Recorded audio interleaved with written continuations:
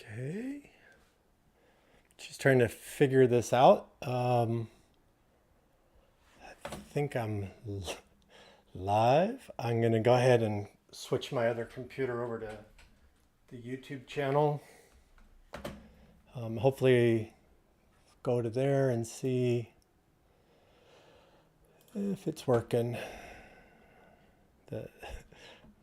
I said bear with me, so there you go. Okay, so that's on mute.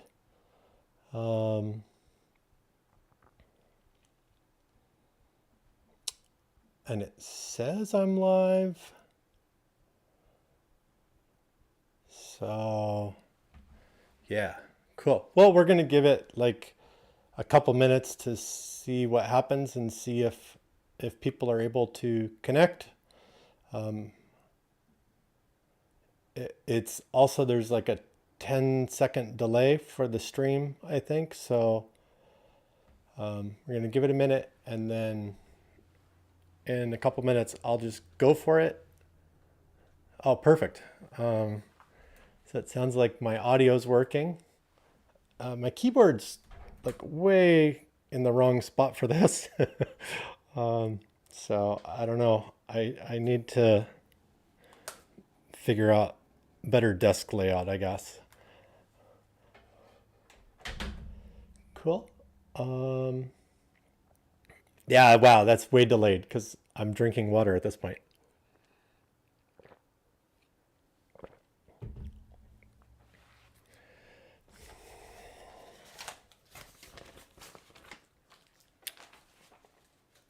Okay, and I'll try to remove all my notes, which have been getting streamed out there for a little while. If you care, you can go back and see those. So I guess the first question I had for anyone out there, which is, do you own a flipper?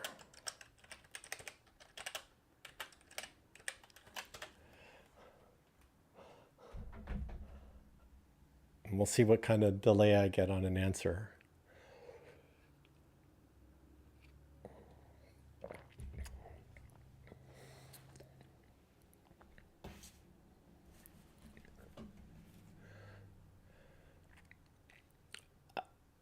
All right.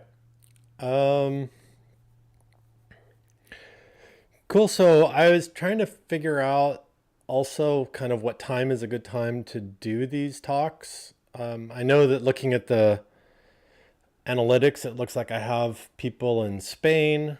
I have people on the West Coast. So and I have some people in India as well. So trying to figure out what's a good time to do that. Not yet. They're usually out of stock. If they ever go in stock, I'll buy you one. How's that sound? Sounds great. So today what I wanted to talk about is the Flipper Zero and GPIO pins.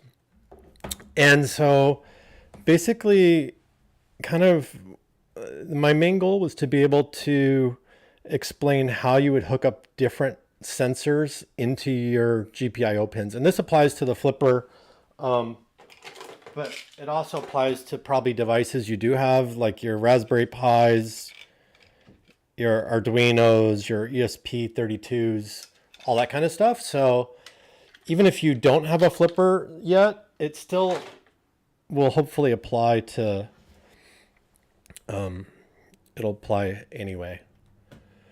So I guess we can I was going to kind of go through who I am, and like I went to University of Washington. I was at Microsoft for 25 years. Then I retired. Then I did some contests, and I lost one of the contests, which was for Ford. So Ford, I ended up working for them for a year. When we retired, we decided once a year we're going to kind of move around to different places. So we were in Washington now, and then we went over to Tulsa, Oklahoma, and now South Carolina. I think next up is going to be Nashville, kind of talk through all that. Google doesn't know everywhere I've been. It only knows the last recent time. So it knows that I've I was in different places in Spain, and I was in different places over, like in Jordan and places like that. But I was also in Istanbul, Greece, Rome, Paris, and London. It looks like I have viewers from all these places. So this is what the room looks like right now. Oh, cool. There's a question. Is there a tuned extension antenna for NFC? That's a great question. I don't know the answer for NFC. Yeah, I don't know. We can I can look up that and see what we can find out. I haven't actually played with NFC very much. I've done some of the sub gigahertz stuff and then GPIO, but I haven't looked at NFC yet. I'm totally a noob at most of the stuff in the Flipper. I'm learning it. And then as I'm learning it, I'm trying to put out videos. Since I'm retired, I have that advantage of I can spend time researching things, learning things, and teaching, which I really enjoy. Like I said, I'm moving every year, and I have a lot of bins of electronics that I'm just kind of playing with and trying to figure out. And I think the Flipper is a great tool for learning different things. So yeah. So anyway, so I was gonna talk through different GPIO pins and different devices and how to connect them up.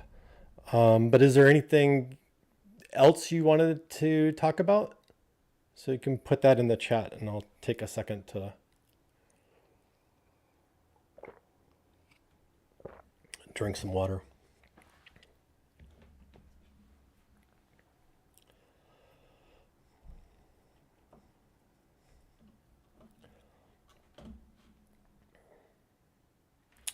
Nope. Sounds like no. I just realized that for the, when I was talking, I was showing my screen, but I wasn't streaming my screen. I was streaming my desk. So this is contact info for me. UW, go UW. Microsoft, go Microsoft. Retirement looks great. Go contests. Here's the US map of where Google thinks I've been. And here's my international map where Google thinks I've been. This is what the room looks like. Oh, sweet. You got it 2 days ago. Oh, it's super fun. This is the bins that I'm trying to go through. So, yeah, I apologize. I'm going to have to get used to switching between showing my camera and showing the Flipper. So the first thing I was going to demo was the Java ring. So let me switch back to my desk. Okay. So this is a hardware ring I got probably in 98. That does, it runs Java code, so there's a good encryption, but it also has like a non-encrypted one wire, like the ID of the device. So on the back of the Flipper, there's this reader and emulator. It can't emulate the Java code. It has no way to know what's in there. But you should be able to say I button, read, and so the ID isn't the kind of access code it's looking for, but it did read the ID. So that 164C is the ID of this Java ring. So you could write an access program that says, when I see this ID, then I know it's this ring, and go ahead and let them in. But this ring has extra features using one wire that actually could run code to do authentication and stuff. So that's what iButton looks like. And that's kind of, I think nowadays, most of these things are on like keychains. It's this little knob. So you basically have a ground and then a data that's going across these two pins. The pins are also exposed supposedly under pin 17 one wire. So that's another way to access that. Does that make sense? Yeah, probably, hopefully. Cool. So that's one wire. I haven't played with doing the I button on pin 17 to see if I could get that to work yet. When I do, I'll make another video. The next thing is, so let me go ahead and just, let's go to Flipper Zero.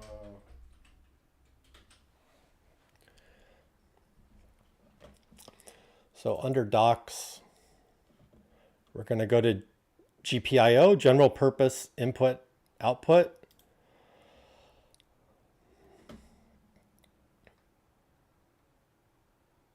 And this is basically what we're talking about, is there's these 18 pins that are on the top of this device. And they have different protocols. So I've been making videos using this pink area. Let me go ahead and hit Control 1 to zoom in a little bit.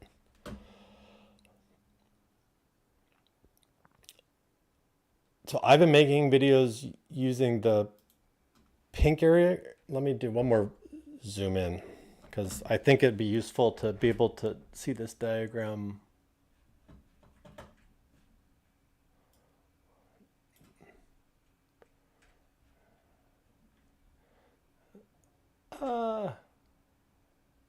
Dear pinout, where did you go?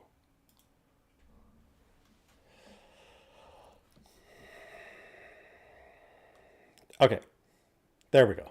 Now I have it on the screen. So again, what we're looking for is there's these different protocols, and now I can zoom in. Nice. And so the one we just looked at was in that yellow on the bottom there, pin 17, I button, one wire. And the theory is there's just ground and then there's one wire. I have another sensor that we might get to later that's, I'm not showing, I'm showing the camera straight ahead. This is also using one wire technology.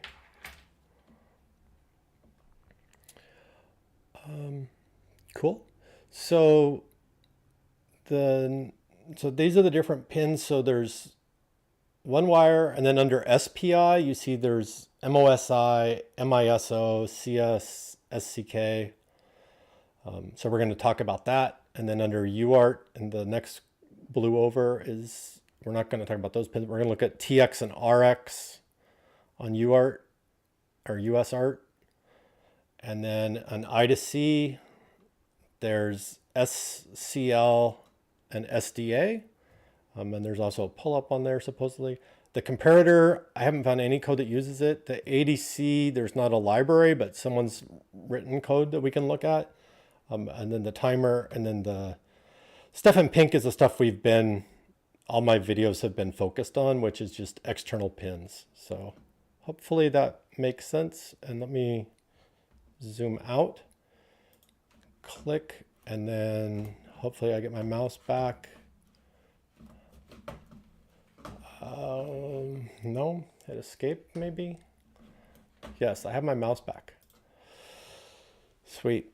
Okay, so that's that. So let's just, I think I'm debating, I'm realizing now this format, since like I said, this is my first time of doing a live stream. This format's brutal because I have all these devices that we can look at and we can plug them in. But I also have the PowerPoints with like zoomed in pictures so you could actually see the pins. So I kind of feel like maybe it's better to switch viewpoint over to PowerPoint at this point and just talk through these different pins. Is that sound okay? Can I get a like sounds good, or No, I'd rather watch live devices in the chat window.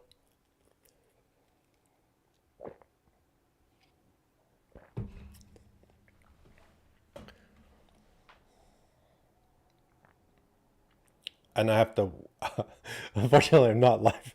It's like 10 seconds delay. So I have to at least wait to give you guys a chance to type in it's fine or not.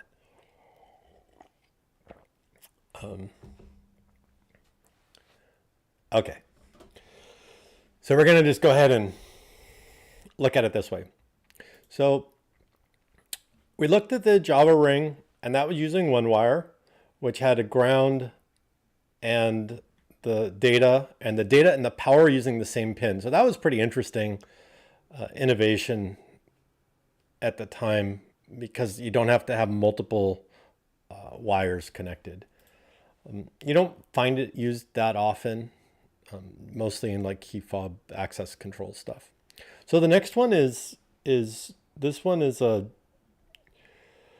GPS unit, and it's using serial, so UART technology. And so what we see is there's 3.3 volts, which is also what the flipper runs on. The flipper has a 3.3. It also outputs, the flipper outputs a 5 volt, but typically things are running at 3.3, and I would recommend your inputs be 3.3. So this is actually at 3.3, but the arrow notation means that it's outputting 3.3. And so really it's this V in, is voltage in, is where you would connect your flipper's 3.3 pin, which is pin 9, into this V in. And then you would connect your flipper's ground, which there are a few of them, pin 8, pin 11, and pin 18. Any one of those is fine. Ground would go to ground. So that's voltage and ground.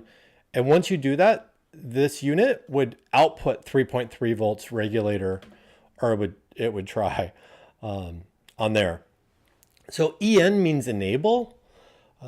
And so a lot of times when there's enable or disable, they may already be enabled by default, or sometimes enable means you have to pull the pin low. So sometimes it's pull the pin high, like 3.3 volts, and sometimes it's pull the pin low, like 0 volts. Sometimes there's a resistor inside of here that automatically, if there's nothing connected, will enable it, or sometimes there's not, in which case it's disabled until we explicitly pull it high or low. So that's the kind of things that you have to, when things aren't working, that's the kind of things you have to troubleshoot. Fix is a GPIO output that says, hey, we got a GPS location. And TX and RX, so TX means it's transmitting data on this pin, and RX is it's receiving data on this pin. But on the flipper, you're going to have to go the other way around, right? So if it's transmitting, you're going to want to go into the receive pin 14, RX, on the flipper. And if it's receiving, you're going to want to transmit. So it's kind of this backwards thing with RX and TX. So hopefully that makes sense. And this particular unit is, it says that even though it runs on 3.3 volts, you could give it 5 volts and it would be okay. So the next thing I was going to talk about is the ultrasonic sensor. And so this has VCC, which is the voltage input. And in this case, it turns out that it actually wants 5 volts, not 3.3. You would get to know that by searching for this part number and understanding like what are people recommending the VCC values are, the typical range. So if you look for HC SR04 data sheet and do an internet search on that, that'll usually tell you everything about kind of inputs. And then trigger and echo. So this is the two pins go to your flipper. And in this case, if you look at they could go to any pins, but if you look at the application on the flipper, you'll see that the developer recommended certain pins, which was the RX and TX pins. So that's how you're going to hook that up. This is a temperature sensor, and it has ground and data and VCC. So this VCC is 3.3 volts. So this is ground to your ground pin, and this is VCC goes to your 3.3 pin, and then data goes to whatever pin we wanted to do the temperature sensor with. So I'm wondering, yeah, we'll go through a few more, and then maybe we'll switch over to demos. How long should this stream be? Should it be like another 20 minutes, or what are we thinking in terms of time?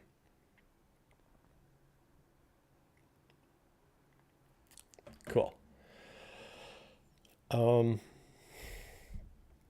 So this one has ground and VCC, and then SDA and SCL. So when you see SDA and SCL, then that's the I2C protocol. So back over here.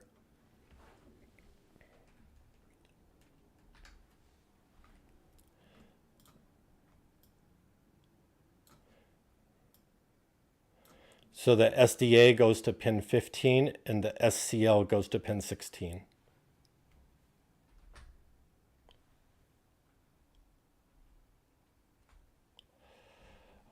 So that's an I squared C. Sorry, I said I2C. I always say I2C, but it's I squared C or IIC. Either one of those is correct. I2C is the not correct way to say that. Like I said, I'm a noob at a lot of this stuff.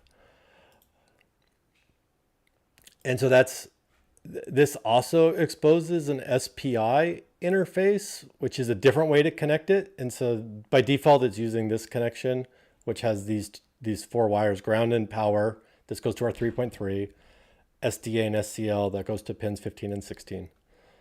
But it also has SPI, but there's a catch. To use that, you actually would have to put a solder blob across this to switch it. So right now it's I2C, but if you cut the solder line, I guess, then it would switch to SPI.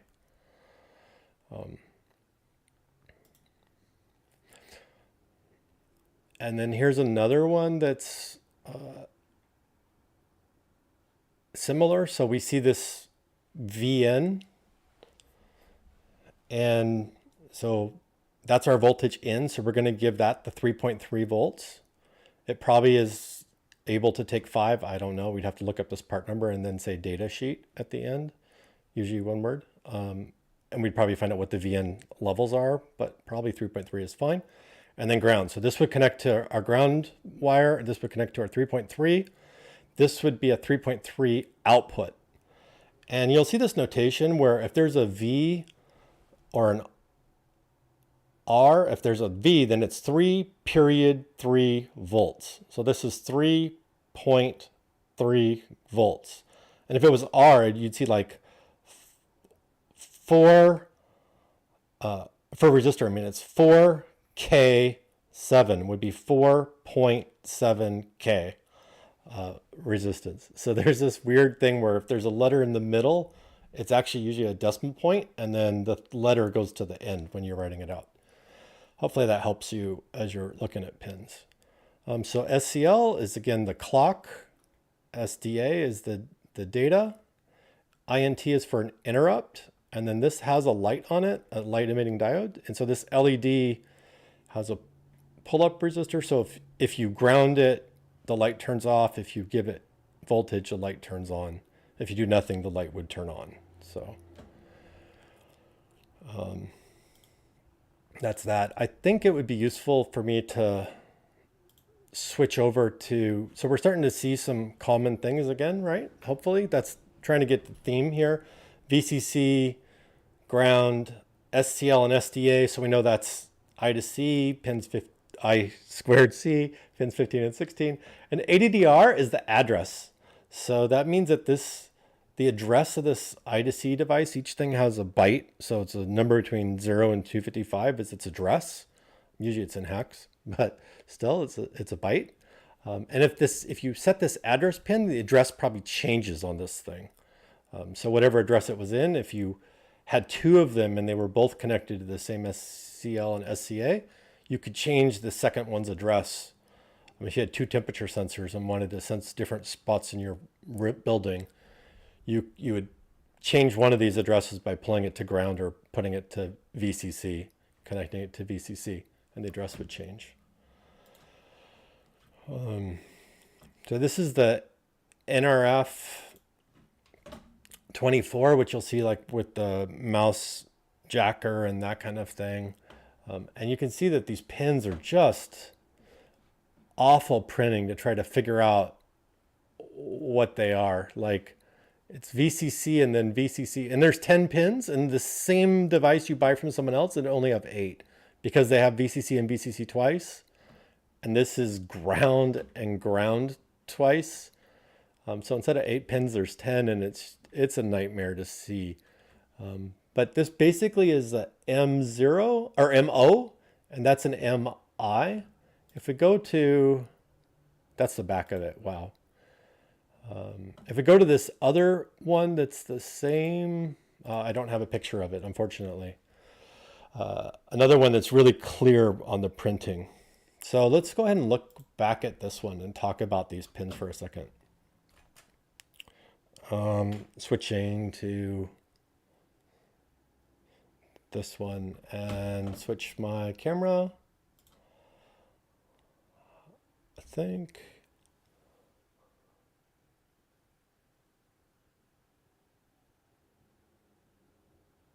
No, that's not going to help. So switch my camera back. Sorry. Like I said, this is a learning experience for me. So it says VCC ground CSN CE MOSI SCK IRQ MISO. That's the pins on this one. So once you know that, you can start to get that, like this is MO like MOSI, and this is MI like MISO, and then CSN. Oh, nice. Okay, I can help the autofocus by hiding my hand. Well, try that one more time just because. Oh.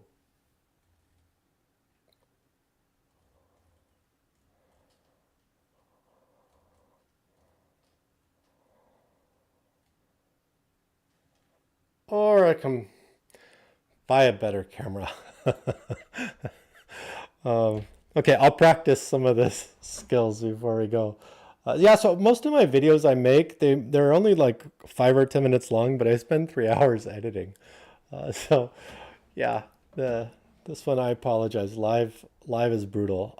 Maybe we'll just try to stick with a different format. So what do I really want to get out of this talk is for you to be able to, when you look at a chip and you see the labels, to understand what the labels mean, right? So like pulse width modulation A input 1 and 2, probably standby, B input 1 and 2, pulse width modulation B and ground. And then this looks like output pins to me. And trying to understand, oh, there was that clear picture. I did have it. I just didn't slide it up. So this is VCC, which is, again, it's going to connect to either your 3.3 on some circuits or your 5 on others. GND is ground. CSN means chip select. So it's the CS is chip select. N means not, which means chip select, which means this integrated circuit is selected. Not means when the logic is 0 versus when the logic is 3.3 or 5. CE is chip enable, which sounds very similar to chip select. So chip select means when I'm using MOSI and MISO to talk to you, if your chip select is enabled or chip select is selected, then you're the chip I'm talking to, because there might be multiple chips connected. And so that's the wire that says we're connected or not. CE means chip enabled. That means turn on like your Wi-Fi stack and whatever. Even if I'm not talking to you, this just says like, go ahead and power that stuff up. So if I didn't enable you, you could turn that off and save power. A lot of these things are like power saving features. And the clock, again, is just this pulse that goes up and down, up and down. That's the clock. And you use that to figure out, the chips use that to figure out when to read or when to write. And then IRQ is like, that's like interrupts. And usually that means when something interesting happens on an IRQ, that goes to one of your general GPIO pins to tell you something interesting happened. So when you see that, that means like, hey, maybe I just received a packet and I have it. And if you talked to me and enabled me, I would give you the data. So that's why you'll see things like the IRQ. So that's really what I wanted to focus on, was that all these namings are so different. And I don't know, I babbled for half an hour basically to try to make that point. So in editing, we would be at the first 2 minutes of my video. So CLK is that clock signal. And in this case, this is actually a clock that is output. So this is on a rotary encoder. So as you twist it, it uses the ground and the plus signal to give a little pulse as you twist it. And then DT, I cannot find what that stands for. It was, if you ask Bing, it'll tell you it's output B, which is correct because clock is output A, but it doesn't tell you what DT stands for. If you can find it, I'll give whoever finds it like a $20 Amazon card if there's Amazon cards in your region. And then SW is a switch, so it clicks in and out, and then the plus is what we've normally been saying is VCC. Here they've labeled it plus instead of VCC. This is an analog stick that as you move it, it gives you different, it tells you the X and the Y direction by varying the voltage. So it gives you analog output. And again, they're saying ground. And then here they're saying this connects to 5 volts. And then this is going to be a voltage that changes based on your X value and a voltage that changes on your Y value.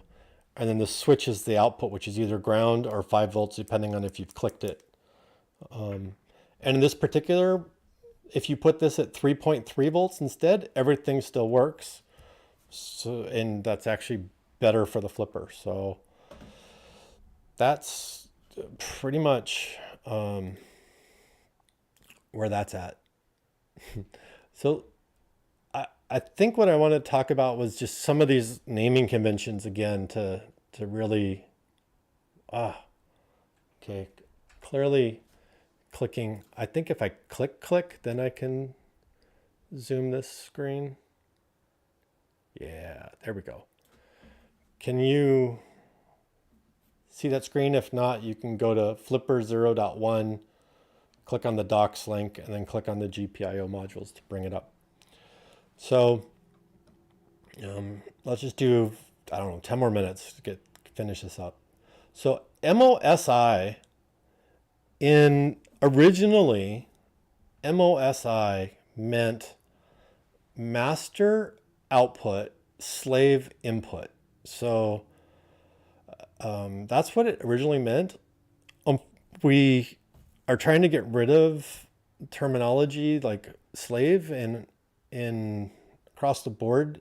And so you'll see that now you'll sometimes see it as main output, subnode input. Some people say that's fine, but since we've been looking at this protocol for so long, when we see this in our head, we still think the master and slave terms. So you'll also now see this as controller output, peripheral input.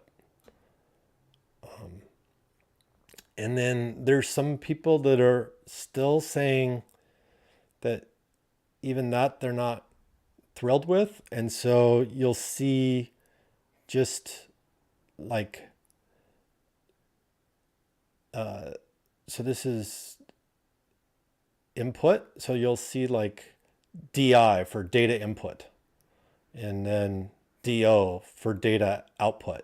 But you'll also sometimes see it just referred to as MO, or just SI, or just MI, or just SO. So we're kind of trying to go through a rename on the pins, but we're also, so very confusing. And the old data sheets that say MOSI, they're also trying to update. So you may have a chip that you bought that, it's printed on the chip. It says MOSI, but now they renamed it and the data sheet says COPI, or just CO, or just PI, or DI.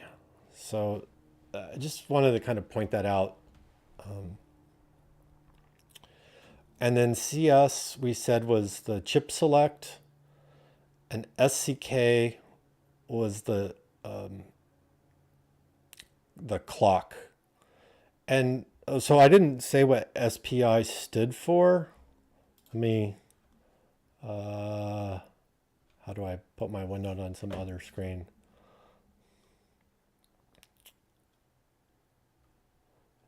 So serial peripheral interface is what SPI stands for. And so this is the serial clock. And sometimes you'll also see SCLK because of the clock. And then we saw that if the chip select is active low, sometimes they'll add an N to the end of this as well. So it's a lot of confusion there, but hopefully that helps you. And I'll write a thing and put it on my GitHub so that we can understand all the different variations and support the changes that are happening there. So next is the UART. And so UART stands for Universal Asynchronous Receiver Transmitter. That's what this is, UART. And LP UART means low power, Universal Synchronous, or Universal Asynchronous Receiver Transmitter. And then USART stands for Universal Synchronous or Asynchronous Receiver Transmitter. And it's a higher power thing. UART is higher power than the low power UART flavor by a few milliamps or microamps, I'm not sure. But so in the Flipper's library that they use, they actually don't seem to use the synchronous flavor when they're talking to these pins, the library that exposes it. You can access it if you write a bunch of custom code, but by default, the library that's been given puts this back to a UART because it defaults to asynchronous always in the code. So hopefully that's useful. So I2C, I've been saying I2C so long that it is wrong. I understand it's I2C or IIC, which is inter-integrated circuit, thus the II or I squared. And so that has an SDA and an SCL. And so this is the data line and this is the clock line. And so that's how that works, is the clock is pulsing and then the data is, either high or low. For I2C devices, these two pins are not connected to VCC. So it either is outputting ground or it's outputting an open circuit. So when it wants to output a true, it just is an open circuit. So you really are supposed to connect this pin through a resistor, probably like a 1K resistor, to VCC. So connect this pin to VCC and connect this pin to VCC for them to work at all. Otherwise the device won't work. But a lot of times the device itself has that resistor inside of it. So if you plug it in and it works and you didn't connect the resistor, it's because there's already one built in. Okay, so then ADC is analog digital converter. There's currently not any code for library code support for ADC either in the libraries that we use, but there is LL stuff and there's someone's working on that. So you can get like a oscilloscope and it is using these ADC stuff. It's just more complicated to access it. And this is the timer as well. And then the external is the one I've been talking about. So hopefully that explains all the pins. Is there any kind of questions now that we've seen what all these pins are and what they might represent, like the different names?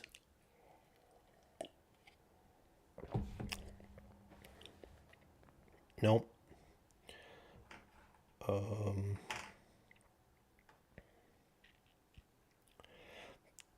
So I'll put this is the ultrasonic sensor, and I'll go ahead and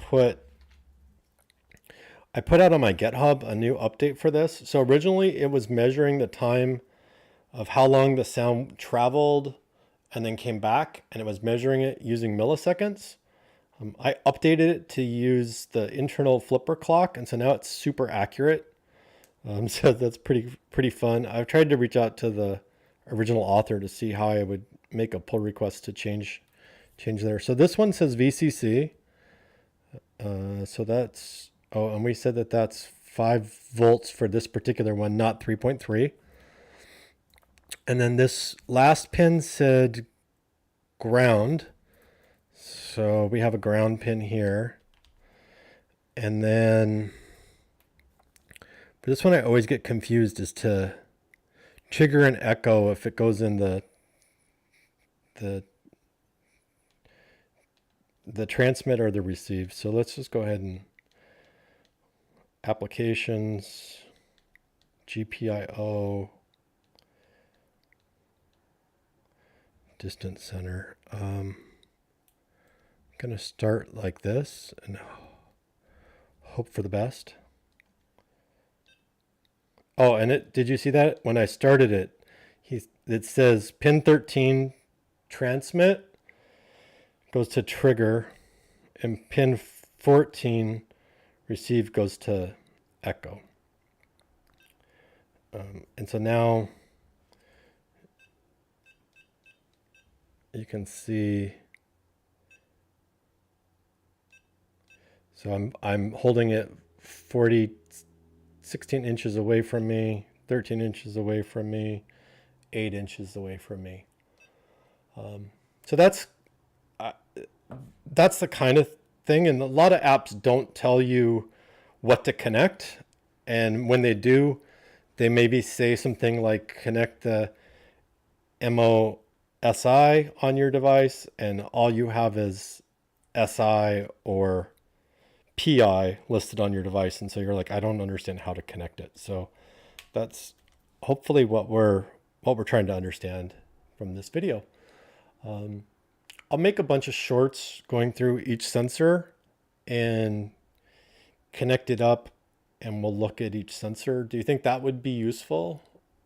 Can you put in the chat if making short videos that just show one sensor at a time, how to hook it up, and the GPIO thing. And then I'm running a custom firmware here that I built with different GPIO apps. So we just looked at the distance center. Here's the I2C tools one. Short videos are great. Awesome. And where is, hold on, I'm looking for, I remember I talked about, here. So this is that chip that said VCC, ground, SCL, SDA, and ADDR. So I'm going to go ahead and just plug this in to just show you that one more time. So ground, VCC is my black wire. Great. And that's going to go to 3.3 in this case. Ground is the brown wire. I'm going to just plug it into pin 11 in this case. Next up we have, whoops, the VCC and ground. Just do this one last demo and then we'll call it a day. SCL. And this SCL, so that goes to, which pin? Help me out. This is like 14. SCL was 16, okay? Which on here just says C0, so that's kind of confusing. SDA.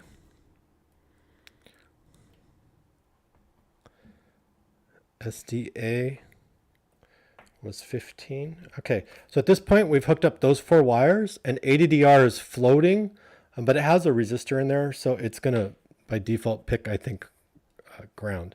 So we're gonna say start, and we're gonna do a search, and it found it. So this is on address 23, is this little chip. So that's its address, and if we do another scan, 23. Cool.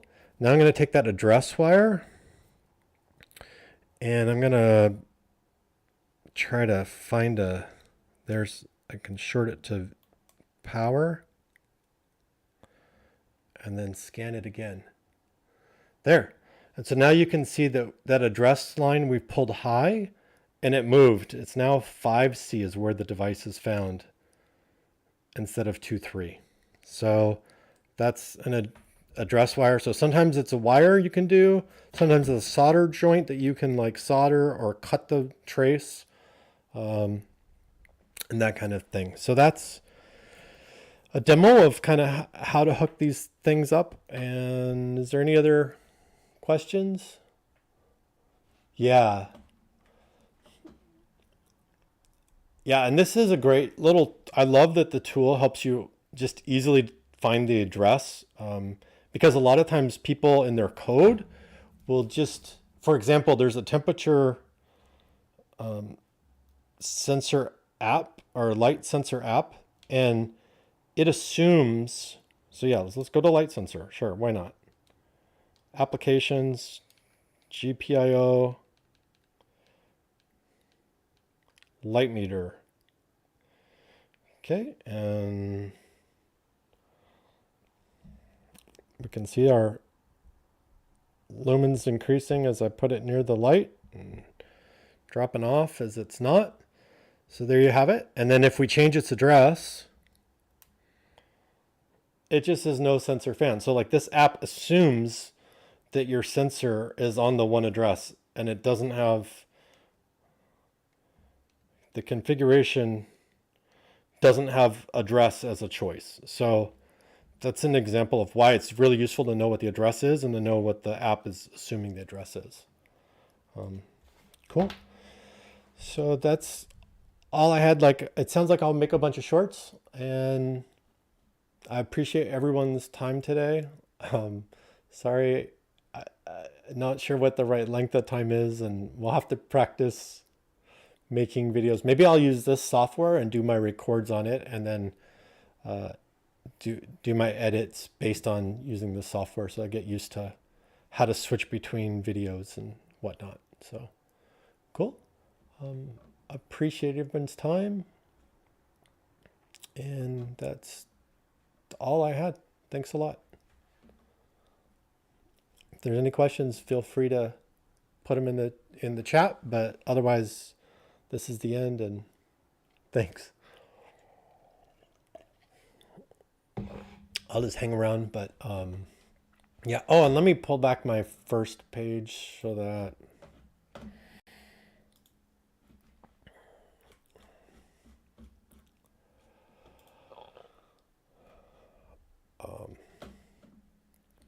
yeah, so if you go to this tinyurl.com Flipper Zero tutorials, that's the Discord channel where if you have any tutorials that you want, you have a sensor you want, I'll try to buy it from Amazon or wherever if if you if I don't already own the sensor. And then if you just have questions, you can reach out to me on email. And then yeah, I have like way more sensors. Like I have, gas sensors and 37 in one kits and other 37 in one kits and IoT kits and other sensor boxes. So I have a ton of sensors. So if there's a sensor you're trying to get supported on the Flipper, let me know. And I'll do my best to do it. And if I'm not able to buy it on Amazon or whatever, I'll try to just pull up the data sheet and build it based on the data sheet, write the code, give it to you, and then you can test it on your side and see if it works. So anyway, I really appreciate everyone's time. Thanks a lot and goodbye. End of stream is some